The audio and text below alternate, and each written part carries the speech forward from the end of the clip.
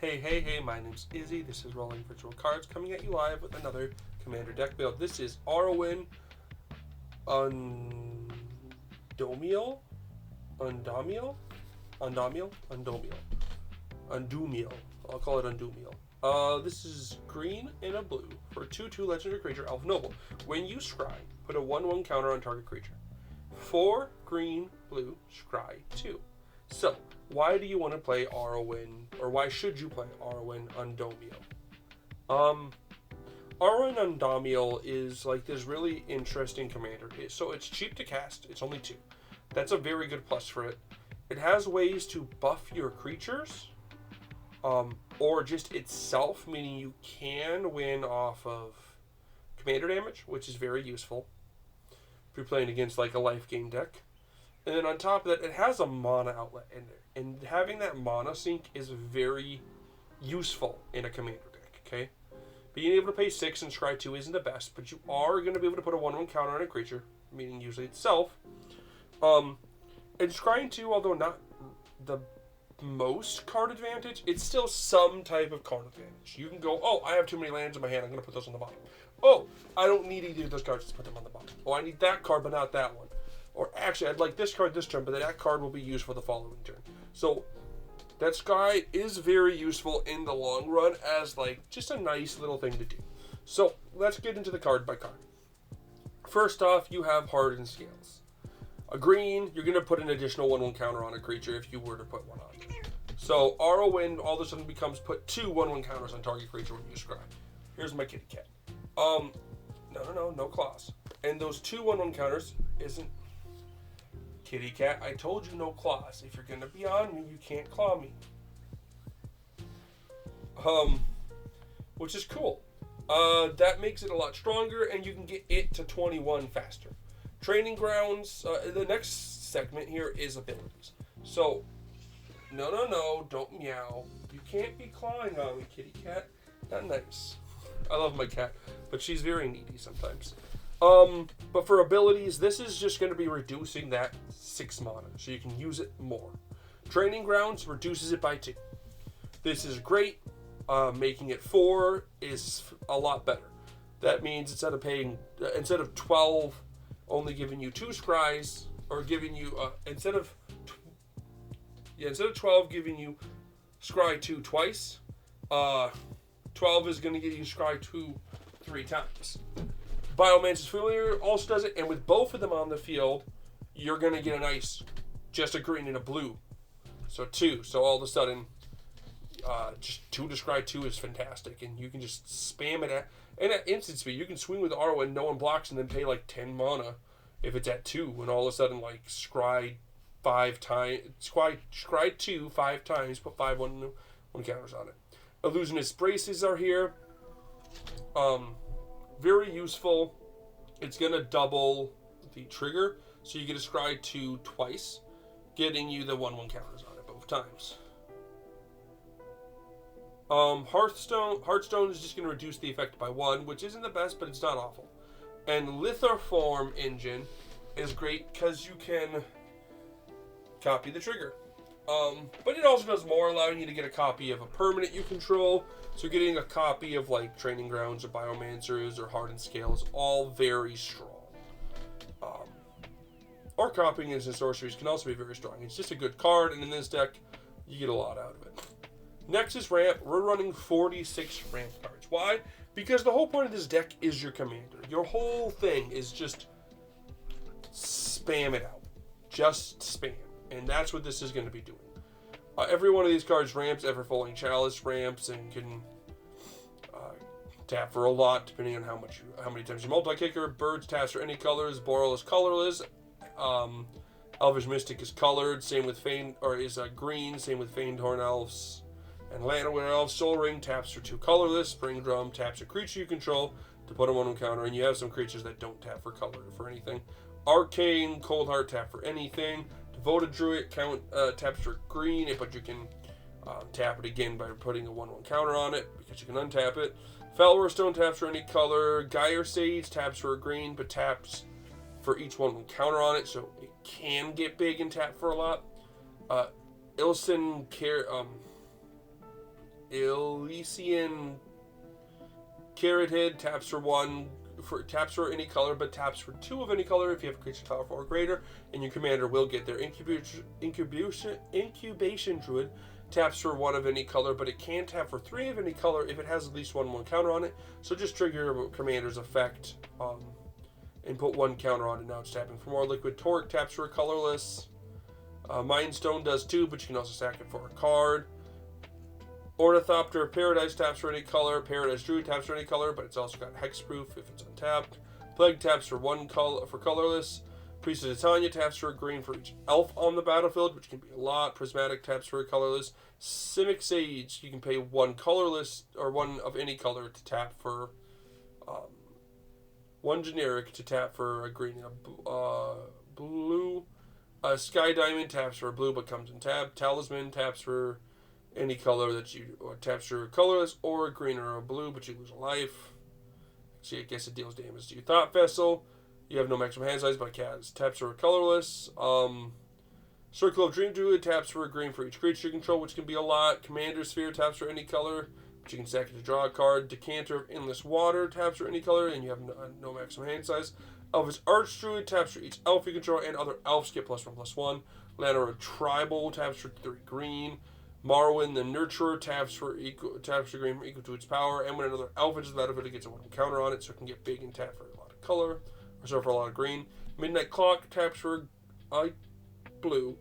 You can pay 2 and a blue to put an hour counter on it, and then at the beginning of upkeep, you put an hour counter, and when the 12th hour counter is put on it, you shuffle your hand and graveyard into your library, you draw 7 cards, and then you exile. So it is a good wheel.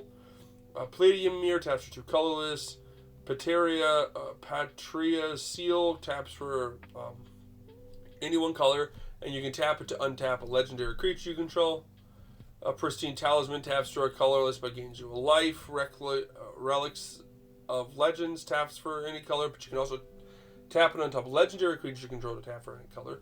Rishkar Pima Renegade taps for enters the battlefield, puts 1/1 counters on up to 2 creatures, puts a 1/1 counter on up to 2 creatures, and then each creature you control with a counter on it taps for any color, taps for green, which helps you again get more ramp out. Sylvala, Heart of the Wilds taps or enters when another creature enters the battlefield. Its controller may draw a card if it's the greatest power among other creatures. You're not normally going to get that off in this case, but you will tap for a lot of mana because your commander is going to get big. So then if you can tap this for 6 or at least for 5, then you can pay that extra blue and just get the commander off. War and Power Stone comes in tap but taps for 2 colorless. Hedron Archive comes in and taps for 2 colors, but you can pay 2 to sack it and draw 2 cards. Karametra's Acolyte taps for 4 green, equal to your devotion to green. Thran Dynamo taps for 3 colorless. Gildelos taps for 3 of any color, any 1 color. Coveted Jewel taps for 3 of mana of any 1 color, but when it HSBs, you draw a card. And then if one or more creatures an opponent controls attacks you and aren't blocked, that player draws 3 cards and gains control of it. Untap it. Not the best, but I do like it because it's good ramp, and you do have creatures to protect you here. Dreamstone Hedron comes in and taps for 3, but you can pay 3 to tap and sack it to draw 3 cards. These are all just a lot of ramp, and the whole point is just to be able to spam your commander's ability in Scry, and then put counters on it and kill someone. So you have a few other Scries. Artificer's Assistance Scry whenever you cast a historic spell, which is why you're running a lot of artifacts. Just to get that Scry, because that's going to be a 1/1 counter on your opponent, on your commander each time. Season of Growth, when a creature enters the battlefield, you're going to Scry. I don't think you're running any target spells to draw cards. But Season of Growth is great because every time you cast a creature, you're just going to Scry and get your commander bigger. Elrond, Lord of Rivendell, when it or another creature enters the battlefield under control, Scry 1. So this is also trigger off creatures being a Scry or creatures entering, which is really good. But it also, if it's the second time, the ring tempts you. I don't care too much about that part, but I do really enjoy. Kitty Cat, I love you. I'm making a video. Sorry. I do really enjoy the Scry of each creature entering the battlefield, including itself. Elvish Mirian, when it attacks your Scry 1, And then if you scry, you can tap up to X target non-land permanents, where X is the number of cards looked at while scrying this way. So, like, if you scry with your commander's effect 2, you can just tap 2 creatures. You can scry with your commander like 2 or 3 times. You might be able to get in and kill someone. Glorfindale, Dauntless Rescuer. When you scry, it gets +1 into turn, and then it must attack, or it must, and then until end of turn, it must be blocked, or it can't be blocked by more than 1 creature. That's your choice. The more you scry, like if you scry 2, that's only 1 counter. But if you activate the effect 4 times, all of a sudden you're like +4/+4. It might do something. Not the best, not awful though. Life Crest or Bestiary triggers on your upkeeps. You're going to scry 1 each time, which is going to be a 1 counter each rotation. And when you cast a creature, you can pay a green to draw a card, which isn't bad. Retreat to Korra Helm, which is going to allow you to either ramp more or scry 1 whenever land is battlefield. Celeborn the Wise is going to allow you when you attack with 1 more elves, which includes your commander, you scry 1, which will allow you to just put a 1/1 counter on something. And then when you scry, you put a 1/1 counter, or it gets +1/+1 to end of turn for each card looked while scrying this way. This is good because like it triggers off your. What I got there? I think I got it. There we go. I got a hair stuck on me or something. Might still have it. I don't know. Itch. But this is great because it can get really big off your commander's thing because it's going to get +1/+1 twice. So not counters, unfortunately. Netherez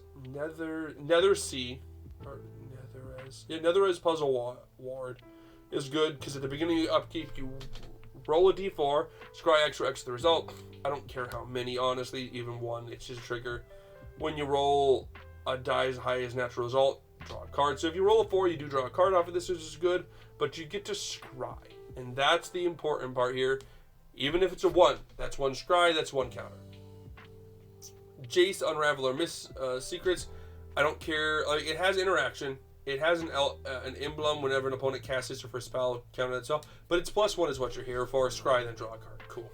Let's get 1/1 counters on my commander. And Temporal Archmage, again, at the beginning of upkeep, scry 2, so that's a 1/1 counter. But then whenever you choose to put 1 or more cards on the bottom of your library while scrying, exile that many cards from the bottom of your library. During your turn, you may play cards exile with an Horror Anchor. It helps with card advantage a long ways, especially since it works with all the scrying, giving you access to be able to just play those cards, making her effect more of a card advantage engine.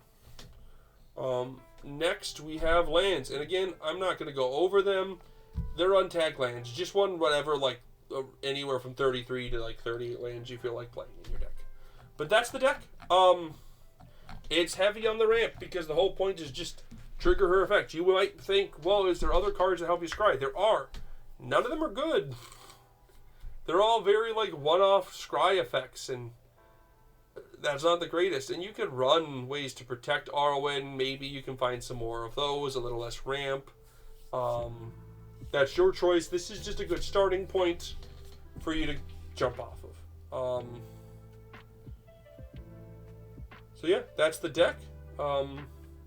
Everyone have a good weekend. Peace.